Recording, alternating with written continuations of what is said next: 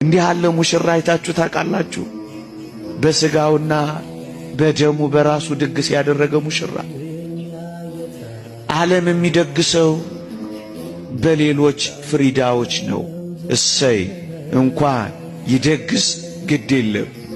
ይሄ ንጉሥ ግን የደገሰው በራሱ ስጋና ደም ነው።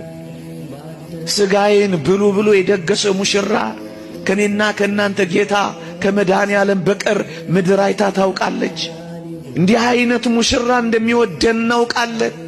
ደሙን አፍሶ አጠጥቶ ያረካ ከጌታችን በቀር ማን አለ? ይህንን ሙሽራ እዩት። በቀይ ምንጣፍ ላይ የሚረማመዱ ሙሽሮችን አይተናል፣ ድረናል፣ ኩለናል። እሰይ ጥሩ ነው። ይሄ ሙሽራ ግን በቀይ ምንጣፍ ላይ የተረማመደ ሙሽራ አይደለም። እና ምንድነው ካላችሁ ሆይ በደሙ የጨቀየ ቀይ ምስማር ላይ የቆመ ሙሽራ አሳያችኋለሁ። እንዲህ አይነት ሙሽራ ነው ስለኔና ስለናንተ የተሞሸረው። ምስማር ላይ የተሞሸረ ሙሽራ ነው የሚወድሽ።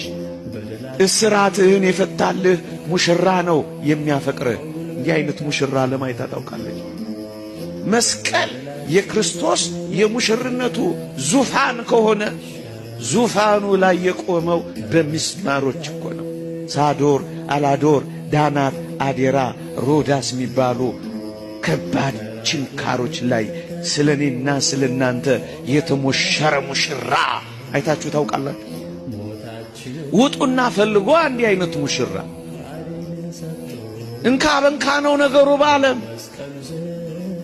ስንጠላው የወደደን ሙሽራ ኢየሱስ ክርስቶስ ብቻ ነው።